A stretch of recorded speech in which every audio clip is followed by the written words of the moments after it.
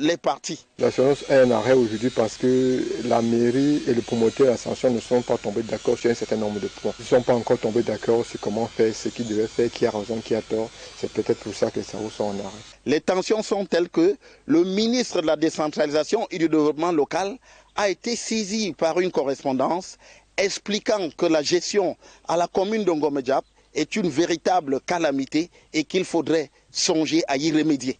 Pour autant, le maire de la commune de Ngomedjap parle pour sa part d'une cabale dont l'objectif est de les vincer de la tête de cette municipalité. Pour l'heure, à l'image de cette vidéo devenue virale, c'est un peu le règne des tensions ici entre les élites dans cet arrondissement du département d'Union Esso. En Ngomedjap, pour Équinoxe Télévision, jouées les Sengue, Zogo. La prison principale de Banga a un nouveau régisseur. Dongué Hervé Richard a été installé ce week-end. Rigueur et vigilance sont quelques consignes qu'il devra mettre en exergue pour cette nouvelle mission. Plus de précisions dans ce reportage d'Innocent Abega et La Fleur signée. Monsieur le régisseur, soyez permanent, stable en Banga. Ne vous laissez pas distraire par votre proximité avec le village et encore moins avec la région de Tongue. Quelques recommandations du délégué régional de l'administration pénitentiaire pour le littoral à l'endroit du nouveau régisseur de la prison principale de Banga. Dongué Hervé Gérard est désormais le nouveau régisseur de la prison principale de la commune de Banga, située dans le département du Mongo, région du littoral. Il vient en remplacement de Etamé Franklin, transféré à la prison principale de Baganté dans la région de l'Ouest Cameroun. C'est un jeune qui s'en va et c'est un aîné qui arrive, mais qui est également très jeune, à qui de nombreux défis véritablement attendent pour que vive la pénitentiaire dans la région du littoral et dans le département du Mongo. La cérémonie de passation de service entre les deux régisseurs s'est déroulée à la place de fête de Banga. Par la suite, les dirigeants ont procédé à une visite de présentation du nouveau administrateur aux prisonniers.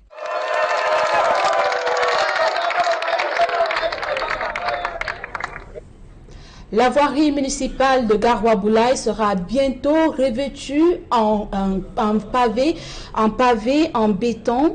Un projet estimé à 244 millions de francs CFA. Benjamin Sam nous en dit plus dans ce reportage. Garoua-Boulaye, ville frontalière, n'est pas mieux lotie dans sa voirie municipale. Nids de poules et crevasses jonchent les différents quartiers. La municipalité et le ministère de l'économie du plan, l'aménagement du territoire, unis par une convention, veulent changer le visage de Garoua-Boulaye. Depuis quelques jours a démarré le projet de pavage en béton d'un linéaire de 1250 mètres. Il s'agit du tronçon école primaire privée franco-islamique, hôtel de ville, Carrefour Total. Le gouvernement, dans l'utilisation de son budget pour la réalisation des infrastructures, a choisi cette alternative qui permet, n'est-ce pas, d'utiliser les matériaux locaux et de créer des emplois pour les jeunes. L'innovation, c'est un projet de haute intensité de main-d'œuvre. L'expertise technique rassure sur la qualité de l'ouvrage à réaliser. La qualité est même meilleure que la vieille. Parce que ce qui est fait à la main, vous pouvez l'observer, même quand on fabrique des ballons à la main, des tissus à la main, ils sont généralement plus beaux. Donc, pour la qualité, on s'assure qu'en IMO, d'ailleurs, on ne triche pas. C'est entendu pour le maire UNDP de Garoua-Boulaye, il s'agit d'améliorer la voirie municipale. Nous pouvons affirmer sans embâche que la décentralisation est en marche au Cameroun et simplement à Garoua-Boulaye. Vous savez que Garoua-Boulaye est une cité en pleine expansion, en plein essor. Et aujourd'hui, sa voirie reste celle d'un gros village. L'autorité administrative salue l'initiative de l'exécutif municipal qui vient ainsi résoudre le problème de chômage des jeunes. Jeunes capables de faire ce travail et savoir aussi éviter à ces jeunes de se jeter dans le mot qui mène la jeunesse en ce moment. Les femmes ressentent de plus en plus le besoin de s'affirmer dans la société. En prélude à la 39e édition de la Journée internationale des droits de la femme, elles ont revendiqué leur place lors d'un forum organisé ici dans la ville de Douala. Plus de précisions dans ce reportage de Théophile Tchunke et Hubert Michel Camini. Certaines femmes, l'homme et la femme sont des partenaires complémentaires. Alors, on ne saurait parler de rivalité entre ces deux êtres. À mon sens, il n'y a pas de rivalité entre l'homme et la femme. Il y a des choses que les hommes ont la facilité à faire que peut-être les femmes n'ont pas et vice-versa. D'autres, par contre, sont en quête perpétuelle de leur autonomie. Elles ressentent le désir d'affirmer leur caractère dominant. Les femmes sont capables de beaucoup de choses également. Je réitère les propos de mes consoeurs. C'est moi le boss. C'est là alors qu'intervient la notion de leadership qui a priori n'a pas de fixation sur un genre précis. Pour moi, le leadership, c'est une notion qui est générale. Donc, de la façon dont on veut gérer une équipe, on veut gérer ses collaborateurs, qu'ils soient hommes ou femmes, j'ai envie de dire, c'est la même chose. Et si les femmes se rebellent, c'est pour exprimer leur frustration de ne pas avoir à gérer des postes de responsabilité au même titre que les hommes. Il faut dire que le constat de la représentativité des femmes au Cameroun est un constat amer. J'ai envie de dire que même les petits acquis qu'on avait, on les a aussi perdus. Je vais prendre quelques chiffres, quelques statistiques. Il vous souvient que lors des élections régionales, nous n'avons eu aucune femme. Je crois que ce n'est de secret pour personne. Mairie de ville, aucune femme. Et lorsqu'on descend même au niveau infranational, on se rend compte qu'au niveau des mairies, à Yaoundé, nous avions 2 femmes sur 7. Les 2 places, nous les avons perdues. Donc maintenant, c'est des mecs. Pourtant, les femmes ont longtemps prouvé qu'elles détiennent des compétences réelles et capables d'apporter leur pierre à la construction de l'édifice. Tout ce que nous disons, c'est qu'il faut que la femme prenne conscience de son potentiel pour qu'elle joue son rôle dans la société à 100%. En prélude à la Journée internationale des droits de la femme, la 64e édition du forum Elle, Femmes et Mutations vient de se tenir à Douala, avec comme principale oratrice des femmes leaders et chefs d'entreprise. Occasion également d'outiller les femmes sur un point essentiel de la vie, l'intelligence émotionnelle. Nous vivons avec des émotions qui sont ancrées en nous, les émotions de base qui sont la joie, la tristesse, la peur, le doute, le mépris et qui peuvent se réveiller à n'importe quel moment, dépendant des stimulations que l'environnement nous projette. Alors, vous convenez avec moi que si on ne développe pas son intelligence émotionnelle pour pouvoir maîtriser tous ces ensembles des émotions trouvées dans des positions ou dans des situations à mal se comporter. Investir en faveur des femmes, accélérer le rythme est le thème retenu pour la 39e édition de leur journée. Un slogan politique ou une prise de conscience des pouvoirs publics s'interroge les femmes. Pendant que certaines revendiquent leurs droits, le mouvement Stand Up for Cameroun a lancé un boycott aux festivités de la Journée internationale des droits de la femme. Cette initiative fait suite aux violences et crimes commis ces dernières années dans les régions en crise, particulièrement l'extrême nord, le nord-ouest et le sud-ouest. Plus de précisions dans ce reportage de Jires Yopa et Christine Babanda. Ce sera un 8 mars en noir pour les femmes de l'association Stand Up for Cameroun, en rang de bataille serrée dans la ville de Douala contre les violences faites aux femmes. Étranglées par la vie chère, les féminicides, l'absence d'eau et d'énergie électrique, la femme camerounaise broie du noir. Les femmes meurent tous les jours pour vous donner la vie. Quand il n'y a pas d'eau, c'est le problème de la femme. Quand il n'y a pas d'électricité, comment est-ce qu'on va faire le repassage? Comment est-ce qu'on va garder la nourriture au frais? Notre objectif, c'est que toutes les femmes ensemble s'expriment pour dire « ça ne va pas ». Dans les régions du nord-ouest et du sud-ouest, en proie à une crise sans précédent, la peur rythme le quotidien des femmes. Nous vivons dans un contexte où les femmes sont interdites de sortir, même le 8 mars, à cause du lockdown. Face à cette situation, Stand Up for Cameroun crie son ras-le-bol et invite l'agent féminine à arborer le noir tout au long du mois de mars. Ça ne va pas et donc ce 8 mars, nous serons en noir, nous vous invitons à vous joindre à nous. Nous invitons toutes les associations de femmes à se joindre à nous et nous invitons les hommes à se joindre à nous. Les festivités marquant la célébration de la Journée internationale de la femme ont déjà pratiquement débuté partout dans le monde. Au Cameroun, cette 39e édition se célèbre sous le thème « Investir en faveur des femmes, accélérer à leur rythme ». En sport, le rideau est tombé durant le week-end sur la phase régulière du championnat d'élite 1 de football. Le match au sommet de la 18e journée disputée hier au stade de la Réunification s'est soldé par la victoire de Dynamo de Douala devant l'Union de Douala sur le score d'1-0. Grâce à cette victoire, Dynamo rejoint 7 autres équipes qualifiées pour le tournoi play-off qui servira à désigner le champion du Cameroun. Quant à l'Union de Douala, elle est condamnée à jouer le maintien en concurrence avec 10 autres équipes. Nous y reviendrons avec plus de détails dans nos prochaines éditions. Et c'est avec cette note en sport que nous mettons un thème à la première partie de ce journal bilingue. La deuxième partie est en langue anglaise avec vous et c'est Lucie. Thank you very much, Claudia Isia. Ladies and gentlemen, thanks for staying with us. The trial of the accused in the Martinez-Zogo affair is expected to begin soon. The end of the inquiry phase paves the way to a new perspective in the quest for justice for the killed journalist and his family, as Babila Jonathan tells us more. Women of Stand Up for Cameroon, a civil society group, have declared an 8-March celebration in black. The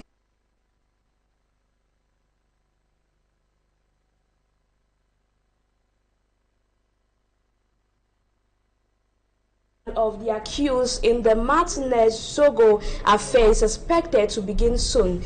The end of the inquiry phase paves the way to a new beginning, to a new perspective of the quest for justice for the killed journalist and his family, as Babila Jonathan tells us more.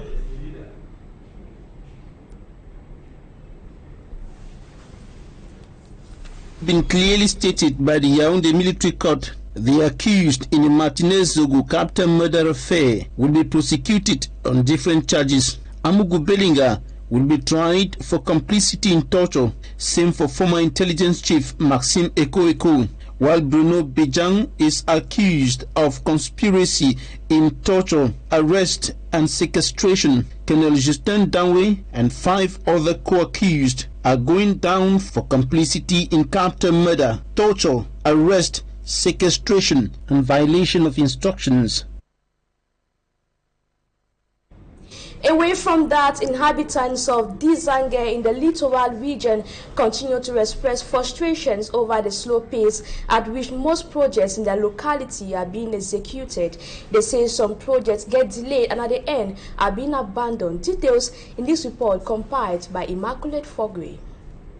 Slow pace of work on the 14-kilometer stretch of road linking Edea and Dizange in the Seneca Maritime Division, littoral region, is preoccupying residents of the area. The first phase, which was expected to have been completed within 12 months, is still in a deplorable state.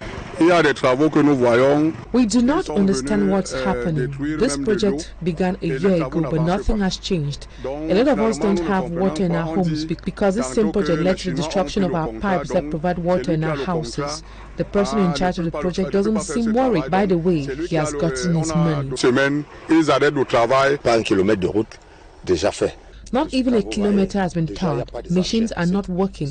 We are not sure if this road will be completely tarred. Accidents are now very frequent on the stretch. The workers went on strike and they are demanding that their salaries be paid.